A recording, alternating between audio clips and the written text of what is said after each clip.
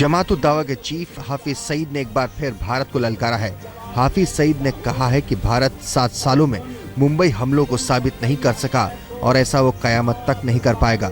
हाफिज सईद ने भारत को चुनौती देने वाला वीडियो ट्विटर पर शेयर किया है और कहा है कि पाकिस्तान ने नहीं दिया सुषमा को सही जवाब।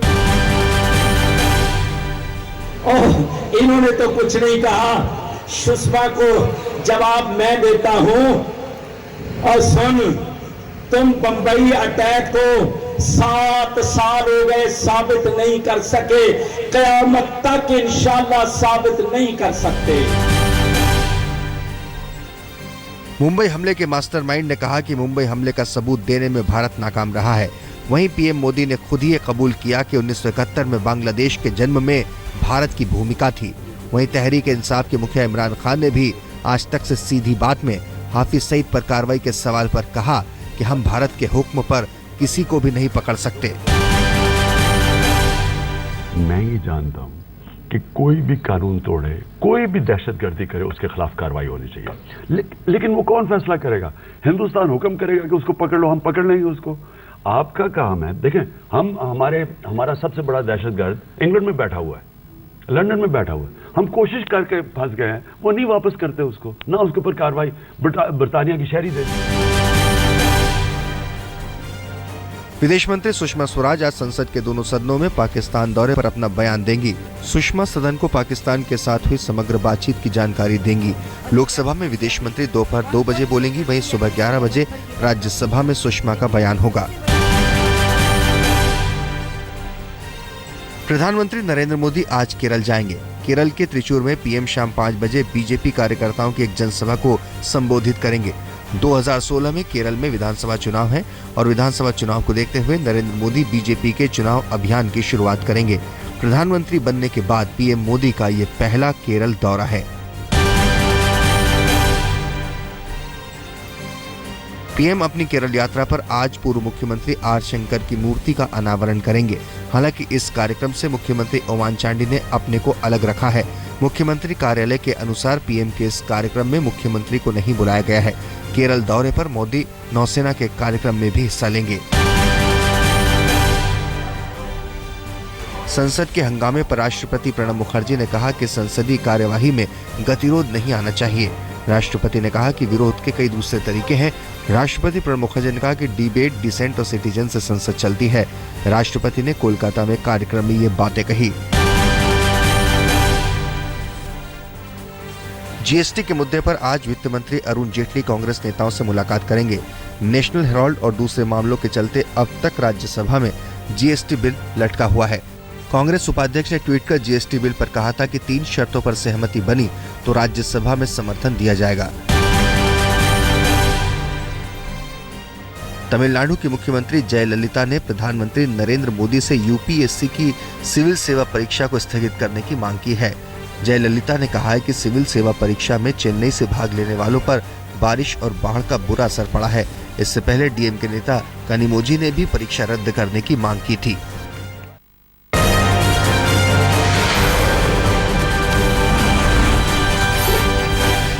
दिल्ली के शकूर बस्ती में झुग्गी हटाने में बच्ची की मौत पर सियासत तेज हो गई है। मुख्यमंत्री अरविंद केजरीवाल ने मजिस्ट्रेट जांच के आदेश दिए हैं। केजरीवाल रेलवे के अधिकारियों के बयान से सहमत नहीं है। दिल्ली के मुख्यमंत्री रेलवे के खिलाफ कोर्ट जाने की तैयारी में है। सीएम केजरीवाल ने रेल मंत्री सुरेश प्रभु से मिलने का समय मांगा है। केजरीवाल रेल मंत्री से मिलकर अपनी नाराजगी जाहिर करेंगे। घटना से नाराज दिल्ली सरकार ने नॉर्दर्न रेलवे के जीएम को भी तलब किया और पूरे मामले पर सफाई मांगी है। वहीं रेलवे ने कहा कि बच्ची की मौत अतिक्रमण हटाने से पहले ही हो चुकी थी। दिल्ली पुलिस के मुताबिक कपड़े का गट्ठर गिरने से बच्ची की मौत हुई। दिल्ली की शकूर बस्ती में अतिक्रमण हटाने के बाद बच्ची की मौत पर चल रही सियासत पर कांग्रेस ने केजरीवाल पर निशाना साधा है। दिल्ली प्रदेश कांग्रेस अध्यक्ष ने सीएम केजरीवाल पर सियासत करने का आरोप लगाया है। तो क्या मुख्यमंत्री जी इतने लाचार हैं कि उनको पूरे दिन यहाँ पर कार्रवाई होती रही और उनको जानकारी नहीं मिली? एक बच्चे की मौत यहाँ पर हो गई है और एक व्यक्ति बहुत सीरियस रूप से यहाँ पर घायल है और हजारों लोग यहाँ पर बेघर होकर के इधर सारी की सारी रात ठंड के अंदर पड़े हुए हैं। इस प्रकार की बर्बरता आज तक कभी भी नहीं हुई और दुख की बात यह है कि यह इलाका दिल्ली सरकार के एक मंत्री का इलाका है। दिल्ली में ऑड इवन फॉर्मूले को देखते हुए लोगों को दिक्कत ना हो, इसके लिए 10,000 नए ऑटो चलाने का परमिट जारी हो सकता है। ऑड इवन फॉर्मूला आने के बाद दिल्ली की सड़कों पर बड़ी तादाद में वाहन कम आएंगे।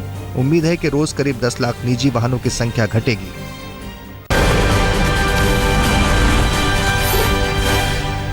रविवार को कोलकाता विश्वविद्यालय में राष्ट्रपति प्रणब मुखर्जी के कार्यक्रम की शुरुआत में राष्ट्रगान की जगह गलती से राष्ट्रगीत बजा। विश्वविद्यालय में पूर्व प्रधानमंत्री जवाहरलाल नेहरू की 125वीं जयंती से जुड़ा प्रोग्राम था। हालांकि बाद में आयोजकों ने अपनी गलती मानते हुए राष्ट्रगान बजाया। रविवार को मुंबई के काफूड मार्केट में मुख्यमंत्री देवेंद्र फडणवीस ने स्वच्छ भारत अभियान चलाया। सीएम के इस स्वच्छता अभियान में काफी संख्या में वॉलंटियर्स ने हिस्सा लिया। इस मौके पर देवेंद्र फडणवीस ने स्वच्छता के महत्व को बताया। वृंदावन में बीजेपी के प्रदेश अध्यक्ष लक्ष्मीकांत वाजपेयी ने मंदिर अधिग्रहण के मुद्दे पर उत्तर प्रदेश सरकार पर निशाना साधा है। लक्ष्मीकांत वाजपेयी ने कहा कि किसी भी कीमत पर बांके बिहारी मंदिर और विंध्याचल मंदिर का अधिग्रहण नहीं होने देंगे। रविवार को कांग्रेस पार्टी के उपाध्यक्ष राहुल गांधी ने फूड फेस्टिवल में अलग अलग व्यंजनों का लुत्फ उठाया। दिल्ली के जवाहरलाल नेहरू स्टेडियम में फूड फेस्टिवल का आयोजन किया गया था। राहुल ने इस मौके पर बिहार के लिट्टी चोखे का मजा लिया। राजस्थान के झालावाड़ में जमकर सर्दी पड़ रही है। रात में तापमान काफी गिरने की वजह से लोगों की परेशानी बढ़ गई है। लोग अलाव जलाकर ठंड के प्रकोप से बचने की कोशिश कर रहे हैं। मुगलसराय जंक्शन पर रविवार देर रात बाड़मेर एक्सप्रेस के यात्रियों ने जमकर बवाल मचाया।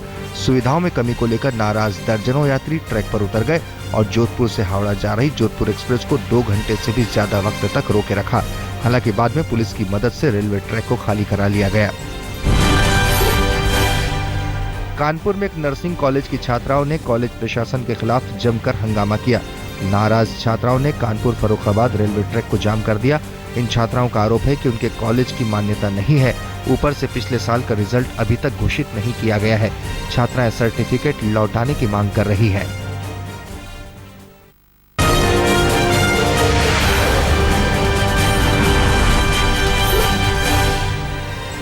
उत्तर प्रदेश के बस्ती में 21 साल की रूपम शर्मा सबसे कम उम्र के ग्राम प्रधान बनी है।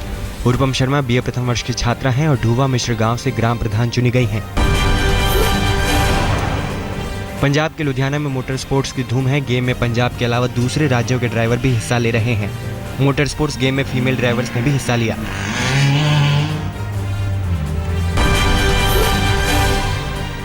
मिल्खा सिंह ने एक बार फिर मेजर ध्यानचंद को भारत रत्न देने की वकालत की है।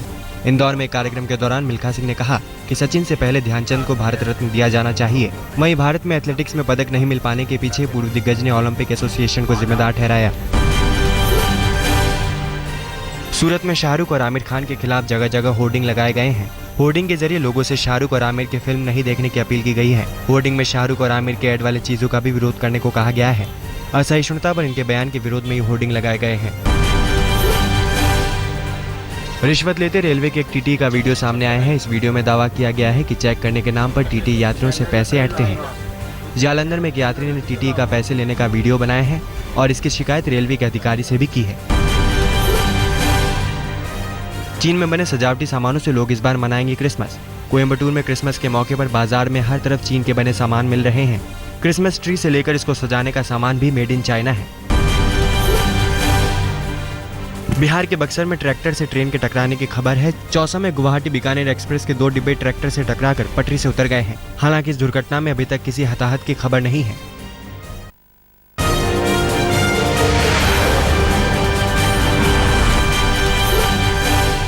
ग्राम प्रधान चुनाव में हार के बाद हरदोई में एक उम्मीदवार और उसके परिवार वालों पर एक ग्रामीण की हत्या का आरोप है।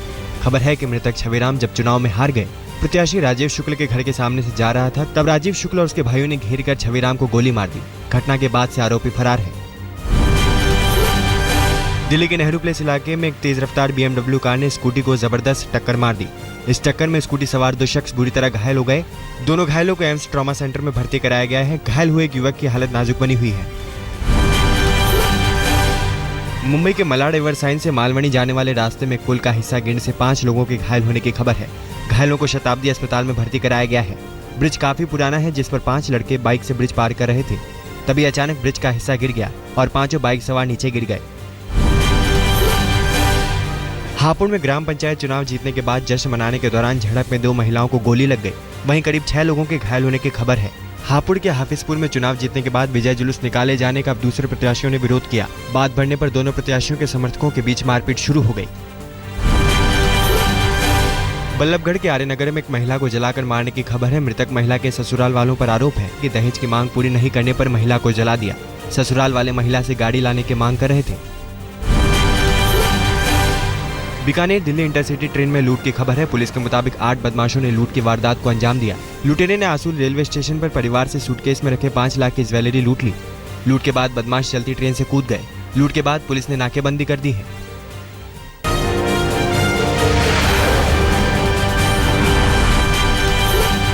मुंबई डबल मर्डर में मृतक की पहचान हो गई है। हेमा उपाध्याय और हरीश भवानी 11 दिसंबर से लापता थे। रविवार को दोनों की लाश प्लास्टिक में बंद एक नाले से मिली। मृतक हेमा उपाध्याय जानी मानी आर्टिस्ट हैं, वहीं हरीश भवानी पेशे से वकील हैं। पुलिस के मुताबिक 11 दिसंबर की शाम दोनों अंधेरी इलाके में हेमा के स्टूडियो से निकले थे। उसके बाद उनका कोई पता नहीं था। मामले में मृतक हेमा उपाध्याय के पति से भी पूछताछ की जा रही है। हेमा और उनके पति के बीच तलाक के साथ ही प्रॉपर्टी का केस भी चल रहा था। उत्तर प्रदेश के अमरोहा में नेशनल हाईवे 24 पर कैंपर और इंडिगो गाड़ी के टक्कर में 3 लोगों की मौत हो गई। इस टक्कर में 3 बच्चों सहित 4 लोगों के जख्मी होने की भी खबर है। घटना में घायल और मृतक सभी एक ही परिवार के हैं और शादी समारोह में शामिल होकर लौट रहे थे। बिहार के बेतिया में पुलिस ने जाली नोटों का खेप पकड़ा है। ये नोट नेपाल से आ रहे थे। पुलिस ने 3 लाख रुपए के जाली नोट के साथ एक तस्कर को भी पकड़ा है। जाली नोट लेकर ये दिल्ली आने की फिराक में था। पंजाब के अबोहर में 2 गुटों के बीच कातिलाना हमले से तनाव की स्थिति है। खबर है कि अबोहर के एक व्यवसायी के फार्म हाउस पर 2 लोगों पर कातिलाना हमला किया गया, जिसमें एक शख्स के दोनों हाथ पैर काट लिए, जिसमें उसकी मौत हो गई। वहीं दूसरे शख्स के एक हाथ और पैर काट लाया। इस घटना के बाद लोग शव के साथ विरोध कर रहे हैं। दिल्ली के डाबड़ी में एक शादीशुदा महिला की लाश मिली है। पुलिस के मुताबिक महिला की शिनाख्त हो गई है। हत्या की वजह का पता नहीं चला है। महिला के शरीर पर चोट के निशान नहीं मिले हैं। चंडीगढ़ में शूटर सुखमनप्रीत सिंह सिद्धू उर्फ सिप्पी सिद्धू की हत्या के मामले में लोगों ने प्रदर्शन किया। नाराज लोगों ने पोस्टर लेकर सड़क के किनारे अपना विरोध जताया। राष्ट्रीय स्तर के शूटर और कॉर्पोरेट वकील सिप्पी का शव 20 सितंबर को एक पार्क में मिला था। सिप्पी को गोली मारी गई थी।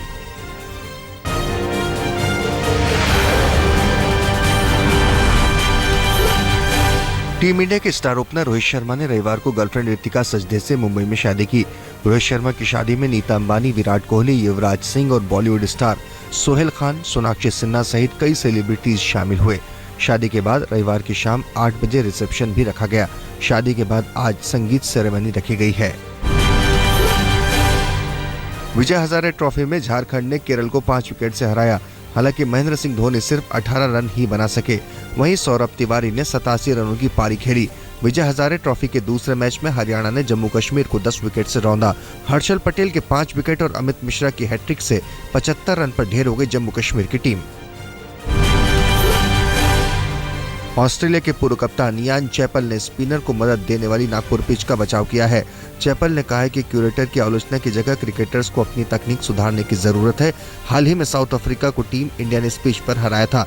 मुकाबला 3 दिन में खत्म होने पर पिच की आलोचना हुई थी। आईसीसी ने भी बीसीसीआई से रिपोर्ट मांगी थी।